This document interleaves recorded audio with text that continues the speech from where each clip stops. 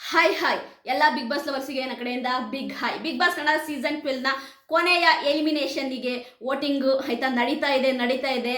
ಅದು ಜಿಯೋ ಹಾಟ್ ಸ್ಟಾರಲ್ಲಂತೂ ತುಂಬ ಚೆನ್ನಾಗಿ ವೋಟಿಂಗ್ ನಡೀತಾ ಇದೆ. ನಿಮ್ಮೆಲ್ಲರಿಗೂ ಗೊತ್ತು, ತುಂಬ ಚೆನ್ನಾಗಿ ವೋಟ್ ಆಗ್ತಾ ಇದ್ದಾರೆ. ಅದು ರಕ್ಷಿತಾ ಫ್ಯಾನ್ಸ್ ಇರ್ಬೋದು, ಗಿಲ್ಲಿ ನಟ ಫ್ಯಾನ್ಸ್ ಇರ್ಬೋದು, ಅದೇ ರೀತಿ ಅಶ್ವಿನಿ ಗೌಡ ಫ್ಯಾನ್ಸ್ ಇರ್ಬೋದು, ಕಾವ್ಯ ಅವರ ಫ್ಯಾನ್ಸ್ ಇರ್ಬೋದು, ಆಯಿತಾ ರಾಶಿಕಾ ಅವ್ರ ಫ್ಯಾನ್ಸ್ ಇರ್ಬೋದು, ರಘು ಅವ್ರ ಫ್ಯಾನ್ಸ್ ಇರ್ಬೋದು, ಆಯಿತಾ ಎಲ್ಲರೂ ಕೂಡ ಆಯಿತಾ ವೋಟಿನ ಸುರಿಮಳೆಯನ್ನು ಸುರಿಸ್ತಿದ್ದಾರೆ ಅಂತಲೇ ಹೇಳ್ಬೋದು. ಯಾಕೆಂದರೆ ನಿಮ್ಮೆಲ್ಲರಿಗೂ ಗೊತ್ತಿದೆಯೋ ಗೊತ್ತಿಲ್ವೋ ಗೊತ್ತಿಲ್ಲ, ದಯವಿಟ್ಟು ಈ ಒಂದು ಎಲಿಮಿನೇಷನ್ನು ತುಂಬ ಇಂಪಾರ್ಟೆಂಟ್. ಯಾಕೆಂದರೆ ಈ ಒಂದು ಎಲಿಮಿನೇಷನ್ನಿಂದನೇ ನಮಗೆ ಟಾಪ್ 6 ಗೊತ್ತಾಗದೆ ಈ ಒಂದು ಎಲಿಮಿನೇಷನ್ನಿಂದ. ಹಾಗಾಗಿ ವೋಟಿನ ಒಂದು ರಿಸಲ್ಟ್ ಹೇಗಿದೆ ಅನ್ನೋದನ್ನು ನಾನು ನಿಮಗೆ ಹೇಳ್ತಾ ಹೋಗ್ತೀನಿ. ಇಲ್ಲಿ ಈ ಸರಿ ಗಿಲ್ಲಿ ಫ್ಯಾನ್ಸ್ಗಳು ಆಯಿತಾ, ಗಿಲ್ಲಿಗೆ ವೋಟ್ ಹಾಕೋರು ತುಂಬ ಖಂಡಿತವಾಗೂ ಕಾವ್ಯನ ಸೈಡಿಗೆ ತಳ್ಳಿದ್ದಾರೆ ಅಂತಲೇ ಹೇಳ್ಬೋದು. ಬರೀ ಗಿಲ್ಲಿಗೆ ಮಾತ್ರ ವೋಟ್ ಆಗ್ತಾ ಇದ್ದಾರೆ. ವೋಟನ್ನ ಅವ್ರು ಎಲ್ಲೂ ಕೂಡ ಆಯಿತಾ ಅದನ್ನು ಇದು ಮಾಡ್ತಾ ಇಲ್ಲ, ವೇಸ್ಟ್ ಮಾಡ್ತಾ ಇಲ್ಲ. ಇಲ್ಲಪ್ಪ, ನಮ್ಮ ಗಿಲ್ಲಿ ವಿನ್ ಆಗಬೇಕು, ನಮ್ಮ ಗಿಲ್ಲಿ ಸೇವ್ ಆಗಬೇಕು ಅಂತೇಳಿ ಆಯಿತಾ ಫಸ್ಟು ಆಯಿತಾ ವೋಟಿಂಗ್ ಲೀಸ್ಟಲ್ಲಿ ಇರೋದು ವೋಟಿಂಗ್ ರಿಸಲ್ಟು ಆಯಿತಾ ನೋಡ್ತಾ ಬಂದರೆ, ಅಂದರೆ ಈ ಫಸ್ಟಿಂದ ಲಾಸ್ಟ್ ತನಕ ನೋಡ್ಕೊಂಡು ಬಂದರೆ ಫಸ್ಟಲ್ಲಿರೋದು ಗಿಲ್ಲಿಗೆ ಆಲ್ರೆಡಿ 90% ವೋಟ್ ಆಗಿದೆ ಗಿಲ್ಲಿಗೆ. ಅದೇ ರೀತಿ ಕೆಳಗಡೆ ಆಯಿತಾ ರಕ್ಷಿತಾ ಇದ್ದಾಳೆ, ರಕ್ಷಿತನಿಗೂ ಕೂಡ ಆಯಿತಾ 87% ವೋಟ್ ಆಗಿದೆ ರಕ್ಷಿತನಿಗೆ ಕೆಳಗಡೆ ಆಯಿತಾ ಕಾವ್ಯ ಇದ್ದಾಳೆ. ನೀವು ಇದನ್ನ ಅನ್ಎಕ್ಸ್ಪೆಕ್ಟ್ ಅಂತೀರೋ ಗೊತ್ತಿಲ್ಲ. ಒಟ್ಟಾರೆಯಾಗಿ 3ನೇ ಸ್ಥಾನದಲ್ಲಿ ಕಾವ್ಯ ಇದ್ದಾಳೆ.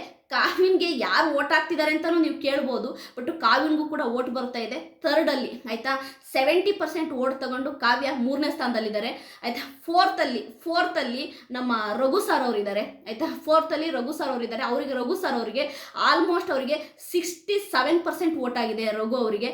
ಅದ್ರ ಕೆಳಗಡೆ ಆಯಿತಾ ನಮ್ಮ ಇವರು ಯಾರು ಧ್ರುವಂತ್ ಅವರಿದ್ದಾರೆ. ಧ್ರುವಂತ್ ಅವರಿಗೆ ಆಯಿತಾ ಅವರಿಗೆ ಆಲ್ಮೋಸ್ಟ್ ಆಯಿತಾ 50% ವೋಟ್ ಆಗಿದೆ. ಲಾಸ್ಟಲ್ಲಿರೋದು ರಾಶಿಕಿಗೆ ಮಾತ್ರ 40% ವೋಟ್ ಆಗಿರೋದು. ಇಲ್ಲಿ ಆಯಿತಾ ಗಿಲ್ಲಿ ಮತ್ತು ರಕ್ಷಿತಾ ಆಯಿತಾ ಇವರ ಒಂದು ಸರಿಸಮವಾಗಿ ಅಶ್ವಿನಿ ಗೌಡ ಕೂಡ ವೋಟ್ ಆಗಿದೆ. ಯಾಕೆ ಅಂತಂದರೆ ಅಶ್ವಿನಿ ಗೌಡನಿಗೂ ರಕ್ಷಿತನಿಗೂ ಅಷ್ಟೇನು ಡಿಫ್ರೆನ್ಸ್ ಇಲ್ಲ, ಸೇಮ್ ಅಂತಲೇ ಹೇಳ್ಬೋದು. ಬೇಕಾದರೆ ನೀವು ಅಶ್ವಿನಿ ಗೌಡನ್ನು ಕೂಡ ಸೆಕೆಂಡಿಗೆ ಸೇರಿಸ್ಕೋಬೋದು ಬೇಕಾದರೆ ನೀವು. ಬಟ್ ನಾನು ಥರ್ಡ್ ಯಾಕೆ ಕೊಡ್ತಾ ಇಲ್ಲ ಅಶ್ವಿನಿ ಗೌಡಗೆ ಅಂದರೆ ಅಶ್ವಿನಿ ಗೌಡಗೂ ಕೂಡ ಆಲ್ಮೋಸ್ಟ್ ಒಂದು 78% ಅಷ್ಟು ವೋಟ್ ಆಗಿದೆ. ಹತ್ತತ್ರ 80% ಅಂದ್ಕೋಬೋದು ಅಶ್ವಿನಿ ಗೌಡಗೂ ಕೂಡ. ಹಾಗಾಗಿ ಈ ಒಂದು 3 ಪ್ಲೇಸನ್ನು ಇವರು ಆಯಿತಾ ವೋಟಿಂಗಲ್ಲಿ ಮುಂದೆ ಇಟ್ಕೊಂಡಿದ್ದಾರೆ ಅಂತಲೇ ಹೇಳ್ಬೋದು. ನಮ್ಮ ಗಿಲ್ಲಿ ನಟ, ರಕ್ಷಿತಾ, ಅಶ್ವಿನಿ ಗೌಡ ಈ 3 ಪ್ಲೇಸನ್ನು ಯಾರೂ ಕೂಡ ಬದಲು ಮಾಡೋಕ್ಕಾಗಲ್ವೇನೋ ಅನ್ನೋ ರೀತಿ ಹೈಯೆಸ್ಟ್ ವೋಟ್ ಪಡ್ಕೊಂಡಿದ್ದಾರೆ.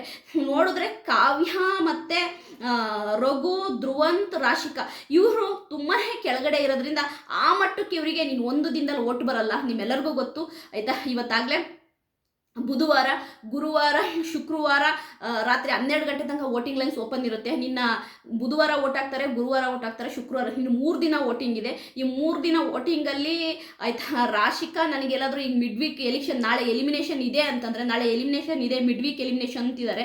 ಹಾಗಾಗಿ ರಾಶಿಕಾ ಹೋಗುವಂತಹ ಸಾಧ್ಯತೆ 90% ಅಲ್ಲ 100% ಇದೆ. ಹಾಗಾಗಿ ನನಗೆ ನಾಳೆ ಒಂದು ಎಲಿಮಿನೇಷನ್ ಪ್ರಕ್ರಿಯೆ ಇದೆ, ಮಿಡ್ ವೀಕ್ ಎಲಿಮಿನೇಷನ್ ಪ್ರಕ್ರಿಯೆ. ಅದರಲ್ಲಿ ರಾಶಿಕಾ ಹೋದರೆ ನಮಗೆ ನಿನ್ನ ರಘು ಆರ್ ಧ್ರುವಂತು ವೀಕೆಂಡಲ್ಲಿ ಹೋಗುವಂಥ ಸಾಧ್ಯತೆ ಇದೆ. ನೋಡೋಣ. ಒಟ್ಟಾರೆಯಾಗಿ ವೋಟಿಂಗ್ ರಿಸಲ್ಟನ್ನ ನೋಡೋದಾದರೆ ಆಯಿತಾ ಗಿಲ್ಲಿ ನಟ, ರಕ್ಷಿತಾ, ಅಶ್ವಿನಿ ಗೌಡ ಕೆಳಗಡೆ ಆಯಿತಾ ಇವರು ಯಾರೋ ಕಾವ್ಯ ಇದ್ದಾರೆ.